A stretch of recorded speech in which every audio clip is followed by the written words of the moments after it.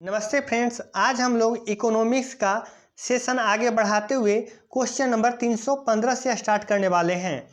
इसके पहले 314 तक कंप्लीट किया जा चुका है। प्लेलिस्ट बना हुआ है, आप लोग जाकर के देख सकते हैं। साइंस का भी एसके झा ब्रह्मास्त्र बुक का डिटेल सोल्यूशन आप लोग का प्रोवाइड कराया जा रहा है।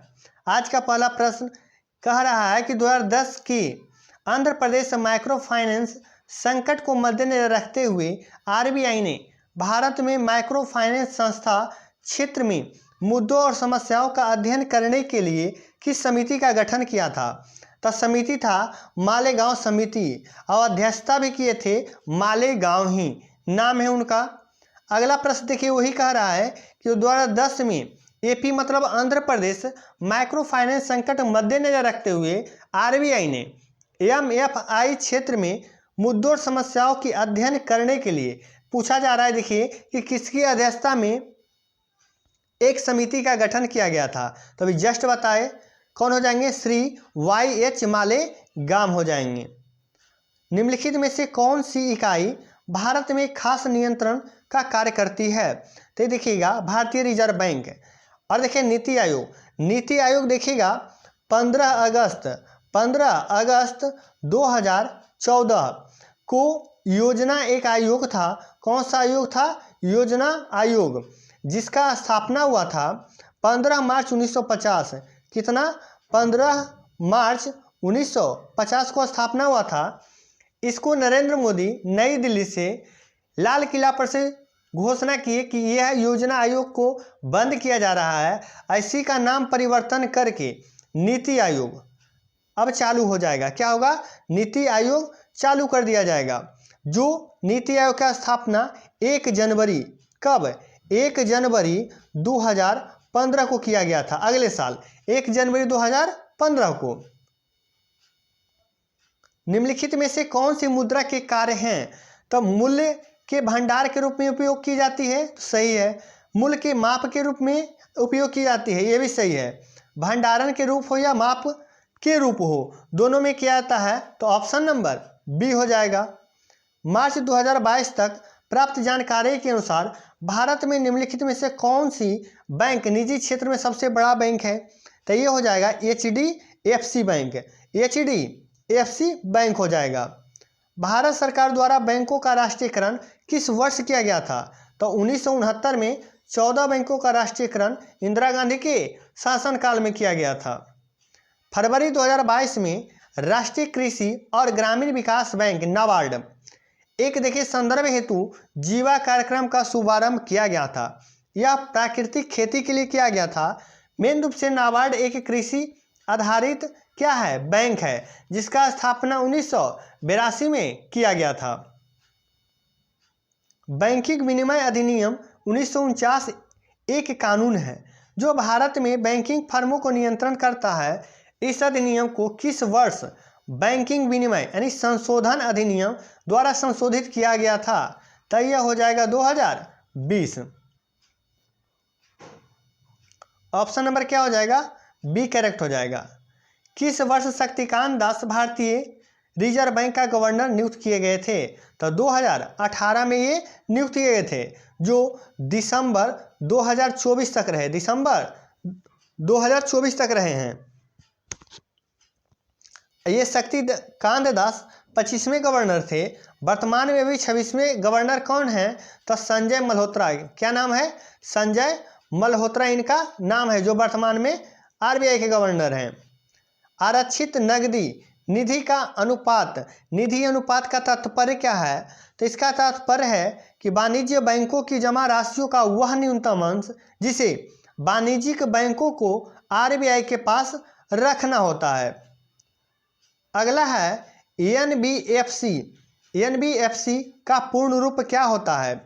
तो एनबीएफसी का पूर्ण रूप होता है non banking financial company. Option number C, non banking financial company हो जाएगा। इनमें से कौन सा पशु भारतीय रिजर्व बैंक के प्रतीक के चिन्ह पर मौजूद है? तो बंगाल टाइगर। एक ताड़ का वृक्ष है, ताड़ का पेड़ या वृक्ष, उसके नीचे बंगाल टाइगर का चित्र है। तो जानवर में एकमात्र जानवर कौन सा है? बाघ है। 2014 में भारतीय रिजर्व बैंक आरबीआई द्वारा बैंक लाइसेंस प्राप्त करने वाला देश का पहला माइक्रो फाइनेंस संस्था कौन सा था? तो बंधन financial services private limited, option number D हो जाएगा। वर्ष 2022 में 1.5 लाख डाकघरों में से कितने प्रतिशत डाकघरों के कोर बैंकिंग प्रणाली के अंतर्गत आने की उम्मीद है? तो 100% हो जाएगा। अगला है 329, कहा जा रहा है CRR यानी आरक्षित नकदी निधि अनुपात 15% है तो मुद्रा गुणक का क्या मान होगा? अब देखिए इसका मान हो जाएगा 6.67 हो जाएगा। SHG bank linkage programme Bharat में एक बैंक के नेतृत्व वाला माइक्रो फाइनेंस चैनल है जिसे किसके द्वारा शुरू किया गया था? तो ये शुरू किया गया था नाबार्ड द्वारा किया गया था, जो एक क्या है? कृषि बैंक है। भारतीय रिजर्व बैंक के अनुसार इनमें से कौन सा भारत में स्थित एक विदेशी बैंक है? तो हो जाएगा Sonali bank limited, option number D Sonali bank limited. Bharat में सिक्के किसके द्वारा जारी किए जाते हैं? तो वित्त मंत्रालय द्वारा जारी किया जाता है। निम्नलिखित में से कौन बैंक ऑफ बड़ौदा के संस्थापक थे? तो देखिएगा ये जो थे बैंक ऑफ बड़ौदा के संस्थापक महाराजा सयाजीराव गायकवाड़ तृतीय। क्या हो जाएगा? महाराजा सयाजीराव गायकवाड़ तृतीय, ऑप्शन नंबर डी। सूक्ष्म वित्त संस्थान क्षेत्र में मुद्दों और समस्याओं का अध्ययन करने के लिए आरबीआई द्वारा किस समिति का गठन किया गया था? जस्ट अभी हुआ पहला क्वेश्चन, YH मालेगांव समिति। मुद्रा का प्राथमिक कार्य क्या है? तो मुद्रा का प्राथमिक कार्य है कि वह विनिमय का माध्यम है। यह क्या है? एक विनिमय का माध्यम है। निम्नलिखित में से कौन सा भारतीय रिजर्व बैंक का विशेषता को दर्शाता है? पहला कहा जा रहा है यह देश की मुद्रा जारी करता है। तो हाँ, देश के लिए मुद्रा जारी करता है। वह विभिन्न तरीकों से देश की मुद्रा आपूर्ति को नियंत्रण करता है। तो हाँ, इसके अंतर्गत देश की मुद्रा आपूर्ति को नियंत्रित करता है। यह सरकार के लिए देखिएगा एक बैंकर के रूप में काम करता है। तो हाँ, यह भी सही है कि एक बैंकर के रूप में कार्य करता है।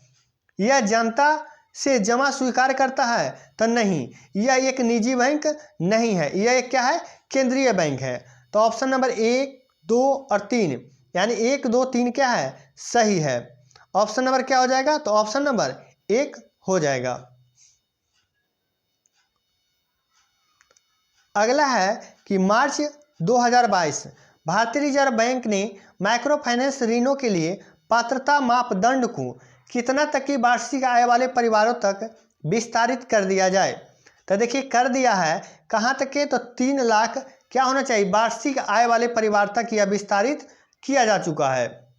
इनमें से किस वर्ष भारतीय रिजर्व बैंक गैर बैंकिंग वित्तीय कंपनी सूक्ष्म वित्त संस्थाओं के लिए एक व्यापक नियामक ढांचा जारी किया है? तो 2011 हो जाएगा, 2011 हो जाएगा। ऑप्शन नंबर क्या हो जाएगा? ए करेक्ट हो जाएगा इसका। जून 2022 तक प्राप्त जानकारी के अनुसार भारतीय रिजर्व बैंक के कितने डिप्टी गवर्नर हैं? तो कल भी हुआ था, अधिकतम कितने होते हैं? 4 होते हैं। भारतीय मुद्रा प्रणाली में किस बैंक को अंतिम ऋणदाता कहा जाता है? तो अंतिम ऋणदाता भारतीय रिजर्व बैंक को कहा जाता है। जमाओं का एक निश्चित प्रतिशत जिसे प्रत्येक बैंक को रिजर्व बैंक के रूप में रखना होता है क्या कहलाता है? तो CRR कहलाता है। ऑप्शन नंबर डी आरक्षित नकदी निधि अनुपात कहा जाता है। भारतीय स्टेट बैंक SBI का मुख्यालय कहाँ है? तो देखिएगा कहाँ है? मुंबई में है। निम्नलिखित में से कौन सा मुद्रा आपूर्ति पूर्ति के मापदंडों हेतु सर्वाधिक प्रयुक्त सबसे साधारण रूप है? तो M3 हो जाएगा। क्या? M3 हो जाएगा। अगला है कि किसी व्यक्ति के पिछले क्रेडिट इतिहास के आकलन के लिए प्रयुक्त शब्द क्या है जिसे आमतौर पर 300 और 900 के बीच संख्या में दर्शाया जाता है। तो यह हो जाएगा खास रेटिंग। क्या हो जाएगा? खास रेटिंग या साख रेटिंग इसे कहते हैं। क्या कहते हैं? साख रेटिंग। अगला है भारतीय रिजर्व बैंक की राष्ट्रीयकरण कब किया गया था? तो स्थापना तो किया गया था 1935 में। कब? 1935 में स्थापना किया गया था इसका, लेकिन राष्ट्रीयकरण की बात करें तो 1949 में। भारत रत्न की स्थापना देखिएगा कब? भारत रत्न 1954 में, 51-52 में, 1951-52 में प्रथम लोकसभा चुनाव हुआ था, और 1950 यानी देखिएगा 24 जनवरी 1950 कहा जाए तो राष्ट्रगान और राष्ट्रगीत दोनों को अपनाया गया था। राष्ट्रगान पहली बार 1911 में कलकत्ता का अधिवेशन में गाया गया था, और देखिएगा 1986 में पहली बार राष्ट्रीय गीत गाया गया था। भारतीय रिजर्व बैंक यानी लघु वित्त माइक्रो फाइनेंशियल ऋण के लिए नियामक ढांचा 2022 के अनुसार लघु वित्त माइक्रो फाइनेंस ऋण को उस परिवार को दिए गए एक संपार्श्वी मुक्त ऋण के रूप में परिभाषित किया गया है जिसकी वार्षिक घरेलू आय कितना तक है। प्रयोजन के लिए परिवार का अर्थ एक व्यक्तिगत परिवार इकाई अर्थात पति पत्नी और उनके अविवाहित बच्चे। अभी जस्ट बताए थे कितना था? 3 लाख था। अगला प्रश्न है कि अर्थशास्त्र में देखिएगा गुणक को आय में वृद्धि के अनुपात किस रूप में परिभाषित किया गया है? तो निवेश के रूप में। ऋण की अवधि के दौरान वाली ब्याज दरों के लिए प्रयुक्त शब्द क्या है? तो इसका शब्द है अस्थिर दर। क्या है? अस्थिर दर है। AU स्मॉल फाइनेंस बैंक की स्थापना किस वर्ष हुआ था? तो 1996 में हुआ था। कौन भारत में निजी क्षेत्र का एक बैंक है? तो निजी क्षेत्र का बैंक कौन सा है? Federal bank. Federal bank. अगला है मुद्रा। अब मुद्रा का देखिए पूर्ण रूप पूछ रहा है क्या है? तो एम से होगा माइक्रो यूनिट्स।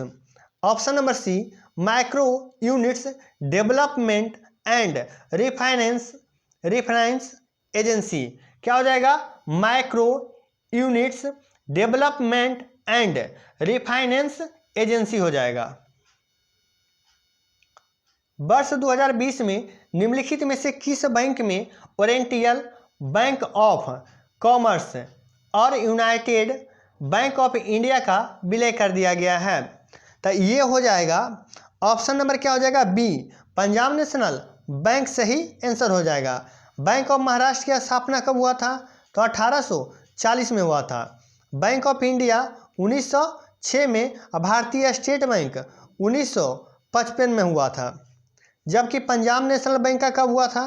तो 1894 में हुआ था। कितना में? 1894 में हुआ था पंजाब नेशनल बैंक। ये एकमात्र ऐसा बैंक था, पहला बैंक था जो भारतीय रुपयों द्वारा भारत में खोला गया था, पंजाब नेशनल बैंक। अप्रैल 2022 तक देखिएगा RBI के निर्देशों के तहत गैर बैंकिंग वित्तीय कंपनियां की वित्तीय संपत्ति उनकी कुल संपत्ति अब देखिएगा अमूर्त परिसंपत्ति द्वारा नेट ऑफ करने के बाद कि कितना प्रतिशत से अधिक होनी चाहिए? तो ये जो होना चाहिए 50% से अधिक होनी चाहिए। अगला है कि MFI के लिए विकास निधि का प्रबंधन किसके द्वारा किया जाता है? तो ये भारतीय रिजर्व बैंक द्वारा ही किया जाता है। नरेगा जिसमें 100 दिन की कार्य मिलता था, मनरेगा इसका नाम था। नरेगा एक झलक रिपोर्ट के अनुसार वित्तीय वर्ष 21 से 22 में भुगतान की गई औसत मनरेगा मजदूरी केवल 208 रुपया 85 पैसे प्रतिदिन। मनरेगा के पूर्ण रूप क्या है? मनरेगा का पूरा रूप क्या होता है? तो Mahatma Gandhi national rural employment guarantee act. Option number D हो जाएगा। Mahatma Gandhi national rural employment guarantee act सही आंसर है। यहां से देखिए क्वेश्चन स्टार्ट हो रहा है। अंतर्राष्ट्रीय आर्थिक संगठन, पहला प्रश्न है WTO का मुख्यालय कहाँ है? तो WTO का मुख्यालय कहाँ है? Switzerland Geneva. कहाँ? स्विट्जरलैंड जिनेवा है। अब देखिएगा WTO का स्थापना कब हुआ था? तो 1995 में हुआ था। इसमें कुल देशों की संख्या कितना है? 164 है। 164वां देश कौन सा है? तो अफगानिस्तान है। कौन सा है? अफगानिस्तान है। अगला कहा जा रहा है विश्व आर्थिक दृष्टिकोण से निम्नलिखित में से किस संगठन द्वारा जारी किया जाता है? विश्व आर्थिक दृष्टिकोण से कौन यह संगठन जारी करता है? तो जारी करता है IMF। IMF। अब विश्व बैंक की बात कर रहा है तो इसका स्थापना 1945 में किया गया था और मुख्यालय इसका कहाँ है? तो वाशिंगटन DC। वाशिंगटन DC इसका मुख्यालय है। और इसमें कुल देश कितना है विश्व बैंक में? तो 189। अब 189वां देश कौन सा है? तो नौरू है। कौन सा है? नौरू है। IMF के प्रमुख 2018 तक कौन थे? तो देखिएगा 2018 तक थे क्रिस्टीन लगार्दे। कौन थे? क्रिस्टीन लगार्दे थे। लेकिन 2019 से IMF का प्रमुख कौन है? Kristalina Georgieva. क्रिस्टालिना जॉर्जीवा हैं। अगला कहा जा रहा है कि आयरिश डिप्लोमैट और फॉरेनेट क्या है? फॉरेनेट director general of general agreement of tariff and trade. अब क्या है? WTO भूमंडलीकरण का जनक किसे कहा जाता है? तो ये देखिएगा किन्हें कहा जाता है? Peter Sutherland. Option number D Peter Sutherland. संघों के बारे में देखिएगा उचित जानकारी का चयन करें। तो संघ एक वस्तु की कीमत और मात्रा के बारे में फैसला करने के लिए राष्ट्रों के समूह है। तो ऑप्शन नंबर ए ही क्या हो जाएगा? सही हो जाएगा। अगला है निम्नलिखित में से कौन सा सोवियत के बाद मुख्य रूप से पूर्वी यूरोप, पश्चिमी एशिया और मध्य एशिया में स्थित राज्यों का एक आर्थिक संघ है? तो ये क्या हो जाएगा? यूरेशियन आर्थिक यूनियन। ऑप्शन नंबर बी सही हो जाएगा। विश्व आर्थिक मंच के अनुसार मार्च 2021 तक प्राप्त जानकारी के आधार पर निम्नलिखित में से किस देश के क्षेत्र में बोली जाने वाली भाषाओं की संख्या सर्वाधिक थी? तो ये कहाँ का था? पापुआ न्यू गिनी का। कहाँ का? पापुआ न्यू गिनी का। प्रशुल्क और व्यापार पर सामान्य समझौता किस वर्ष अस्तित्व में आया? तो 1948 के बाद अस्तित्व में आया था।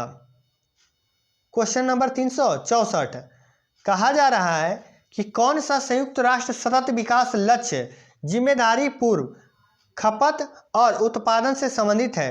तो SDG 12। SDG 12 किस वर्ष में देखिएगा international bank for reconstruction and development विश्व बैंक के रूप में जाना जाता था? द्वितीय विश्व युद्ध की तबाही से यूरोप को उबारने में मदद करने के लिए स्थापित किया गया था 1944 में।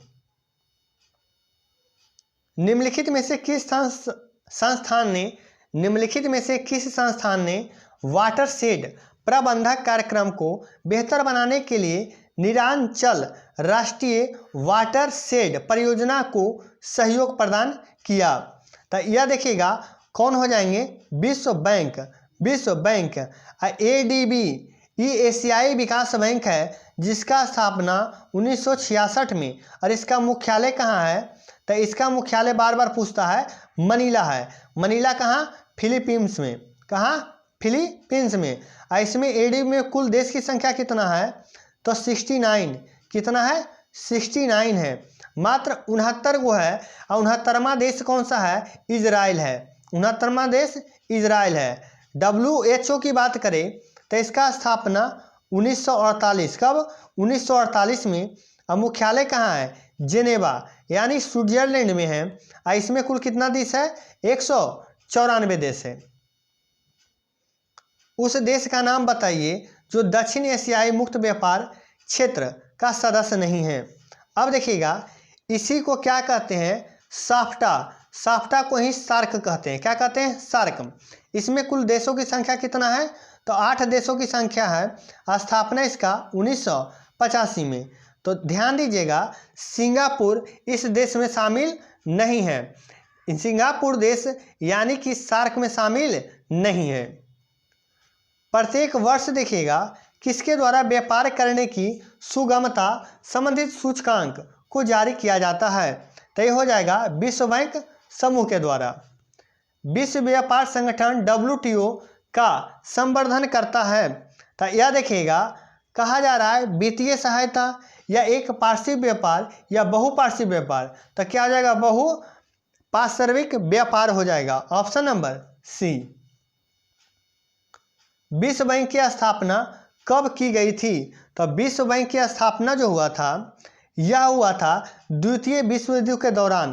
द्वितीय विश्व युद्ध के दौरान। ऑप्शन नंबर क्या हो जाएगा? डी। द्वितीय विश्व युद्ध हुआ 1939 से 45। अब 45 में ही क्या हुआ था? जापान पर बम गिराया गया था, यानी 6 अगस्त। एक क्या होता है? 9 अगस्त। तो देखिएगा पहली बार 6 अगस्त कहाँ? तो 9 अगस्त से नागासाकी और 6 अगस्त हिरोशिमा। तो पूछा जाता है कि परमाणु बम पहला कौन सा शहर पे गिराया गया था? तो हिरोशिमा इसका करेक्ट हो जाएगा। निम्नलिखित में से कौन सा संगठन वैश्विक व्यापार के संगठन एवं कार्यान्वयन से संबंधित है? तो ये क्या हो जाएगा? WTO। निम्नलिखित में से कौन सा देश विश्व बैंक समूह का सदस्य नहीं है? तो यह क्यूबा जो है यह विश्व बैंक समूह का सदस्य नहीं है। क्वेश्चन 373, इनमें से कौन सा देश है जो 29 जुलाई 2016 को विश्व व्यापार संगठन का 164वां देश बना? अभी जस्ट बताए थे अफगानिस्तान। निम्नलिखित में से कौन सा निकाय ब्रिटेन वुड्स संस्थान नहीं है? अब निकाय कह रहा है ब्रिटेन वुड्स संस्थान नहीं है। देखिएगा विश्व बैंक है, विश्व व्यापार संगठन भी है, अंतर्राष्ट्रीय मुद्रा कोष भी है, संयुक्त राष्ट्र नहीं है। ब्रेटन वुड्स ट्विंस 1944 में ब्रेटन वुड्स सम्मेलन में गठित 2 बहुपक्षीय संगठनों को संदर्भित करता है। वे कौन कौन हैं? तो वो हो जाएगा IMF और विश्व bank. Option number A. IMF और विश्व बैंक ये 2 संगठन हैं। जुलाई 2016 के बाद से विश्व व्यापार संगठन यानी WTO में कितने सदस्य हैं? तो 164। अभी ये सभी बताए हैं कुछ देर पहले। कौन सा विश्व व्यापार संगठन का पूर्ववर्ती था? पूर्ववर्ती यानी पूर्व था। व्यापार एवं शुल्क की सामान्य कर यानी करारी से है, यानी कर होना चाहिए। क्या हो जाएगा? Option number B. Question number 378, कहा जा रहा है संयुक्त राष्ट्र संघ ने राज्यों के आर्थिक अधिकारों एवं कर्तव्यों चार्टर को कब अंगीकृत किया गया था? तो दिसंबर 1974। दिसंबर 1974 हो जाएगा। विदेशों और अंतर्राष्ट्रीय संगठनों से प्राप्त नगद अनुदान किसका एक हिस्सा है? तो यह हिस्सा है राजस्व प्राप्ति का। Option number B. किसका? राजस्व प्राप्ति का। कारोबार के लिए उचित माहौल संबंधित रिपोर्ट यानी किसके द्वारा जारी किया जाता है? तो यह विश्व बैंक के द्वारा जारी किया जाता है। अंतर्राष्ट्रीय व्यापारों को सुगम बनाना निम्न में से किस संस्था का मुख्य लक्ष्य है? यह जो लक्ष्य है विश्व व्यापार संगठन का, WTO का। अब देखिएगा विश्व बैंक का स्थापना कब हुआ था? जस्ट बताएं अभी 1945 में किया गया था। सामुदायिक संगठन यानी CO, इसका देखिएगा स्थापना कब किया गया था? 1951 में। लेकिन मॉडल जब प्रस्तुत किया गया था, एक मॉडल था, इसका सबसे पहले संयुक्त राज्य अमेरिका में अपनाया गया था।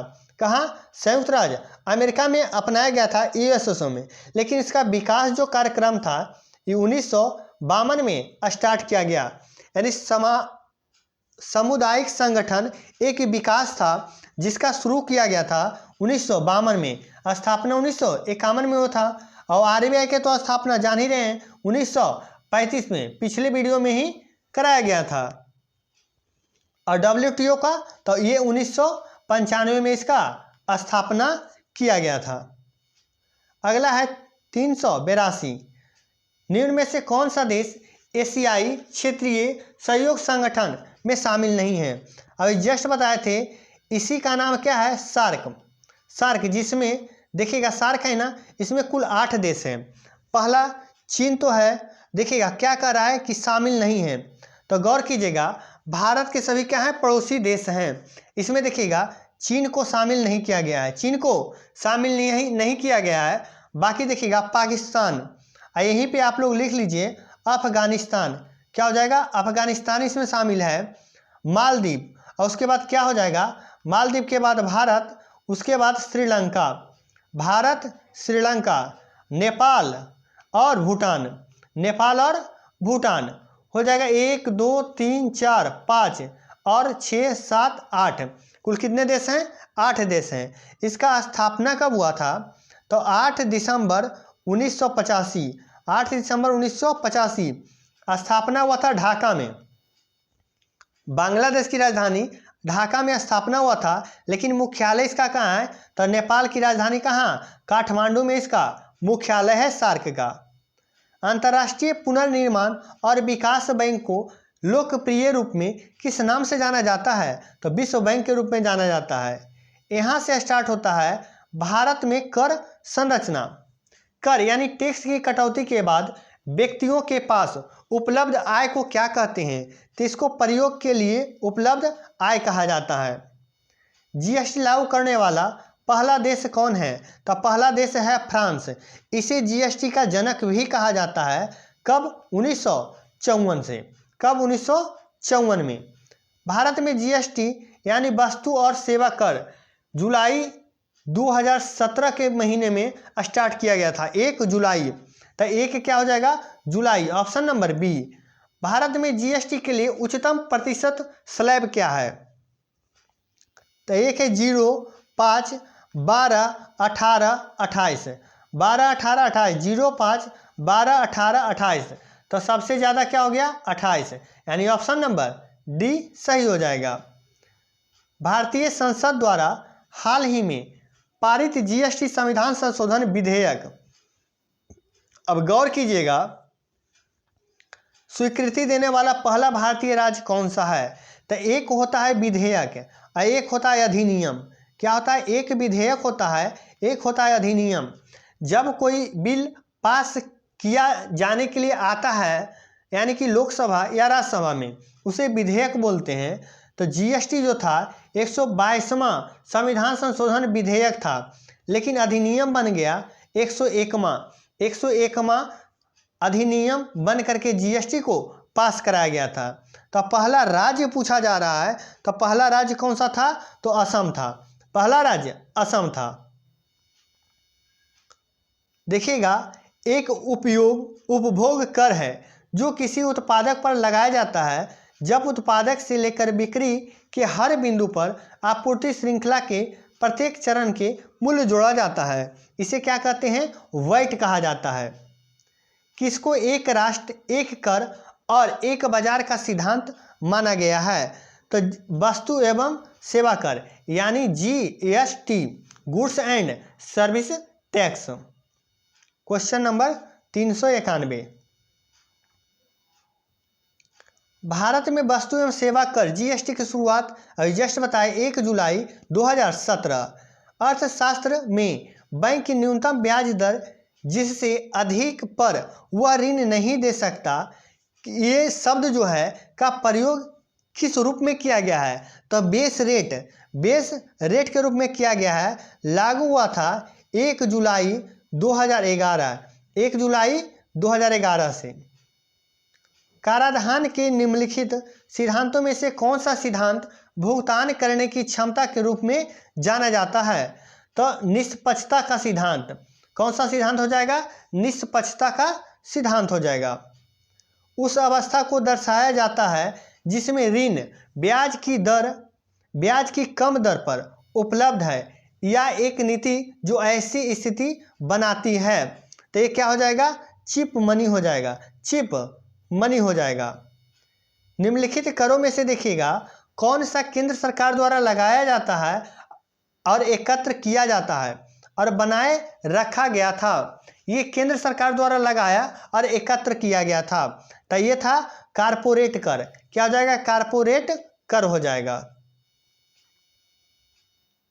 भारत में जीडीपी का निर्धारण किसके द्वारा किया जाता है? तो ये केंद्रीय सांख्यिकी कार्यालय CSO, केंद्रीय सांख्यिकी संगठन, इसी को बोला जाता है CSO, और NSSO को मिलाकर 2019 में NSO करा दिया गया। NSO दोनों मिलाकर के किया गया था। लाफेर कर्व कर की औसत दर किससे संबंधित प्रदर्शित करता है? तो ये जो प्रदर्शित करता है सरकार को कुल कर राजस्व को प्रदर्शित करता है। निम्नलिखित में से कौन सा सरकार के लिए राजस्व व्यय नहीं है? तो राजस्व व्यय नहीं है, सब्सिडी भी है, रक्षा व्यय भी है, भुगतान भी है। कौन सा नहीं है? तो कर संग्रह नहीं है। केंद्रीय बिक्री कर का उदाहरण, केंद्रीय बिक्री कर का उदाहरण है इनडायरेक्ट कर, यानी अप्रत्यक्ष कर है। क्वेश्चन नंबर 400, क्वेश्चन नंबर 400 कहा जा रहा है कि जीएसटी के तहत नेशनल एंट्री प्रोफेटरिंग अथॉरिटी के पहले अध्यक्ष कौन थे? तो ये थे Badri Narayan Sharma. Option number C। कौन सा कर प्रत्यक्ष कर है? तो देखिएगा आय कर एक क्या है? तो आय कर एक प्रत्यक्ष कर है। अप्रत्यक्ष करों का मुख्य बोझ किसे उठाना पड़ता है? तो इसमें उपभोक्ता को क्या होता है? मुख्य बोझ उठाना पड़ता है। अगला है मोड वेट। क्या है? मोड वेट किससे संबंधित है? तो ये जो है उत्पादक शुल्क से संबंधित है, उत्पादक शुल्क से संबंधित है। प्रति इकाई कर या यूनिट टैक्स क्या है? तो यह जो है वह कर जो सरकार उत्पादन की प्रति इकाई बिक्री पर लगाती है। तो ऑप्शन नंबर ए ही क्या हो जाएगा? करेक्ट। वह कर जो सरकार उत्पादन की प्रति इकाई बिक्री पर लगाती है। अगला प्रश्न कौन सी देखिएगा घाटा या लाभ आपको बताना है कि जब सरकार के कर लगाने, खर्च करने या उधार लेने के निर्णय का अर्थव्यवस्था पर कोई शुद्ध प्रभाव नहीं पड़ता है, इसके लिए अभिप्रेत नहीं होता है। तो ये क्या हो जाएगा? राजकोषीय तटस्थता। क्या कहलाता है? राजकोषीय तटस्थता कहलाता है। निम्न में से कौन सा शुल्क या कर भारत में जीएसटी के अंतर्गत सम्मिलित नहीं है? अब सम्मिलित क्या नहीं है? तो आय कर ही इसमें सम्मिलित नहीं है। बाकी सेवा कर, केंद्रीय उत्पाद शुल्क या अतिरिक्त सीमा शुल्क ये सभी इसके अंतर्गत सम्मिलित है। वित्तीय वर्ष 22-23 या केंद्रीय बजट 22-23 में रक्षा अनुसंधान एवं विकास बजट का कितने प्रतिशत भाग स्टार्टअप और निजी संस्थाओं के लिए अलग रखा गया है? तो हो जाएगा 25%। Option number D. जीएसटी किस तरह का कर है? तो जीएसटी एक इनडायरेक्ट कर है, अप्रत्यक्ष कर हो जाएगा। क्वेश्चन नंबर 409, भारत में वस्तु एवं सेवा कर यानी जीएसटी कर कब किया गया था? तो 1 जुलाई 2017 को। आर्टिकल पूछ दे तो आर्टिकल क्या हो जाएगा? आर्टिकल यानी अनुच्छेद हो जाएगा 279 ए का क्या हो जाएगा? 1 हो जाएगा। और ये देखिएगा भारत में जीएसटी कनाडा का मॉडल पर आधारित है, लेकिन स्टार्ट पहली बार कहाँ हुआ था? तो फ्रांस में हुआ था। कब हुआ था? 1954 में। फ्रांस को जीएसटी का जनक भी कहा जाता है। कौन सी समिति भारत में कर सुधारों से संबंधित है? तो राजा चेलैया समिति। राजा चेलैया समिति कल भी बताए थे, यह भारत में कर सुधारों से संबंधित है। जीएसटी कैसा कर है? अभी जस्ट बताए, अप्रत्यक्ष कर है। नवंबर 2015 में सभी कर योग्य उत्पादकों पर लगाए गए 0.5% उपकर द्वारा किस भारतीय योजना को वित्त घोषित किया गया? तो क्या हो जाएगा? स्वच्छ भारत अभियान। स्वच्छ भारत अभियान में निम्नलिखित में से कौन सा विकल्प अरविंद सुब्रमण्यम समिति से संबंधित है? तो हो जाएगा जीएसटी से संबंधित है। 1991 में भारत सरकार किसकी अध्यक्षता में कर सुधार समिति का गठन किए थे? तो इस जगह राजा चेलैया समिति अभी जस्ट आप लोग को बताया गया है। भारत सरकार के किस मंत्रालय ने वस्तु एवं सेवा कर अधिनियम 2017 प्रकाशित किया है? तो हो जाएगा विधि एवं न्याय मंत्रालय, विधि एवं न्याय मंत्रालय हो जाएगा। भारत में राज्य सरकार द्वारा कौन सा कर लगाए जाते हैं? भारत में राज्य सरकार द्वारा, तो राज्य सरकार द्वारा शराब एवं उत्पाद शुल्क, शराब एवं उत्पाद शुल्क यह राज्य सरकार द्वारा लगाया जाता है। अगला प्रश्न है, कौन सा कर या शुल्क जीएसटी के अंतर्गत नहीं आता है? तो जीएसटी का अंतर्गत स्टाम्प शुल्क नहीं आता है, बाकी वैट, केंद्रीय उत्पाद शुल्क और मनोरंजन कर आता है। यह सेशन यहीं आज समाप्त होता है। कल हम लोग क्वेश्चन 418 से करने वाले हैं। आप लोग इस सेशन को ज़्यादा से ज़्यादा शेयर करेंगे और साइंस का भी चल रहा है, उसमें भी आप लोग ज़्यादा से ज़्यादा दोस्तों में शेयर करेंगे। और पहली बार हैं तो चैनल पे सब्सक्राइब जरूर करें।